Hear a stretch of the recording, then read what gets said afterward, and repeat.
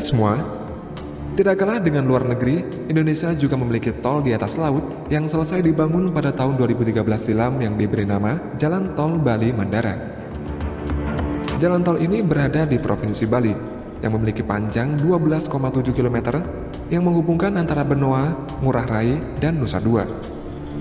Dan menariknya lagi, jalan tol ini 100% merupakan karya anak bangsa dan merupakan salah satu jalan tol di atas laut yang terpanjang di dunia.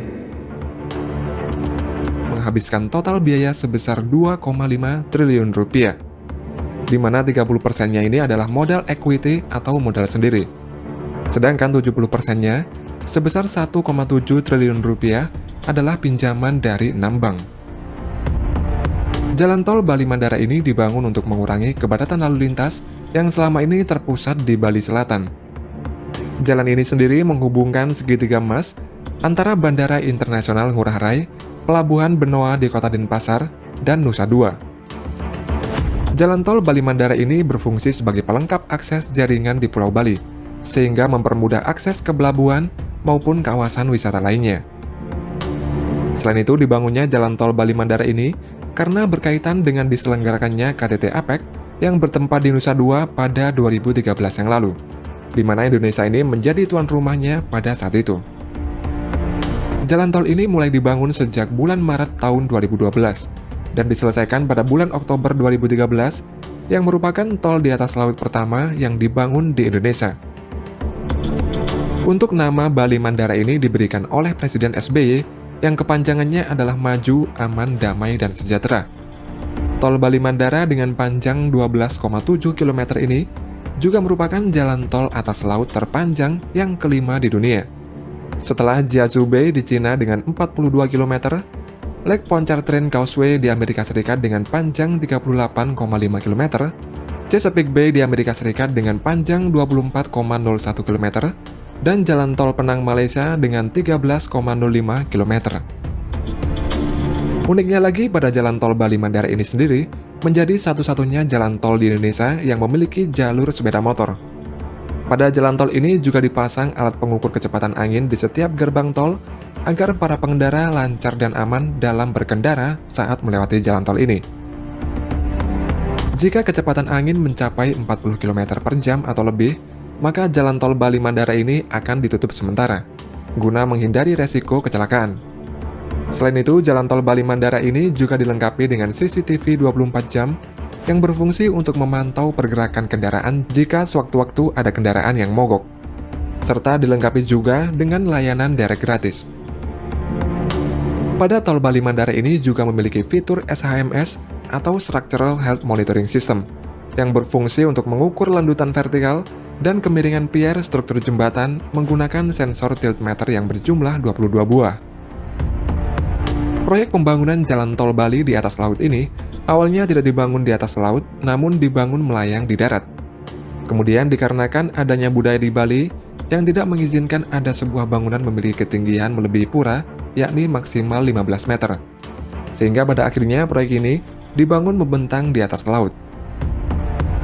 Proyek tol Bali Mandara ini dibagi atas 4 paket pengerjaan. Pada awal desain tol, kontraktor memiliki kendala lahan yang akan digunakan untuk membangun bundaran karena bersinggungan dengan adanya pura yang tidak mungkin untuk direlokasi. Untuk mengatasi hal itu, kontraktor mengubah desain dengan sedikit bergeser agar tidak mengenai pura, sehingga bentuk desain bundaran ini menjadi tidak bulat sempurna.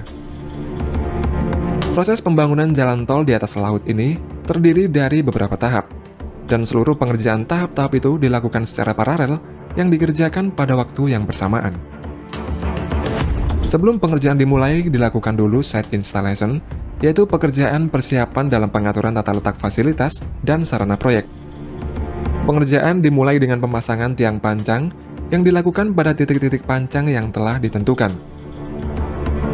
Masing-masing tiang pancang ini memiliki panjang 12 meter, yang ditanam di dasar laut dengan kedalaman mulai dari 2 sampai 4 meter. Lalu pada sambungan tiang pancang ini dilakukan pengelasan agar rata dan terintegrasi sempurna, serta diberikan perlindungan yang terdiri dari 3 lapisan, yaitu Petropaste, Petrotape, dan HDPE agar tahan terhadap korosi. Tiang pancang yang sudah tertanam sempurna kemudian dipotong sesuai dengan elevasi yang ditentukan, yang jumlah totalnya ini sebanyak 14.000 tiang pancang.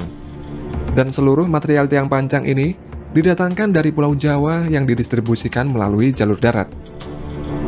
Kemudian dilakukan juga Pile Driving Analyzer atau PDA yang bertujuan untuk mengetahui daya dukung tiang terhadap beban dinamis aksial.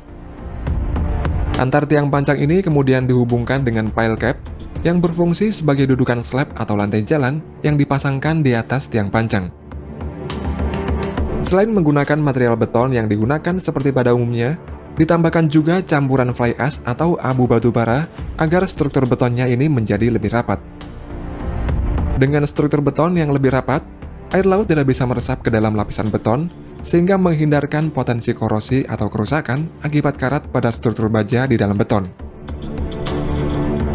Kemudian konstruksi tiang penopang struktur jalan layang tol ini juga dilengkapi dengan struktur beton tambahan yang berfungsi seperti ikat pinggang. Struktur tambahan ini berfungsi menyatukan beberapa tiang di dalam satu pilar untuk meredam dampak getaran jika terjadi gempa.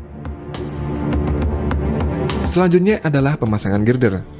Girder yang memiliki panjang 30 meter dan berat 100 ton ini diangkat dengan dua buah kren yang masing-masingnya berkapasitas angkat sebesar 150 ton. Setelah itu, pada proses pemasangan slab dilakukan dengan kren dan launcher gantry. Slab ini diproduksi sendiri dengan membangun pabrik precast di dekat lokasi yang dibawa ke titik lokasi dengan ponton. Kemudian selanjutnya adalah tahap pengaspalan jalan. Seluruh material untuk pengaspalan ini didapatkan dari Bali, sementara aspalnya sendiri berasal dari Surabaya, dan lebih dari 50.000 ton aspal digunakan untuk pengaspalan ini. Setelah pengaspalan, tahap selanjutnya adalah pembangunan gerbang tol. Gerbang tol ini memiliki desain modern, namun tetap bernuansa kebalian. Dan yang terakhir adalah pemasangan infrastruktur pelengkap seperti rambu-rambu marka jalan, lampu lalu lintas, dan pengecatan pembatas jalan.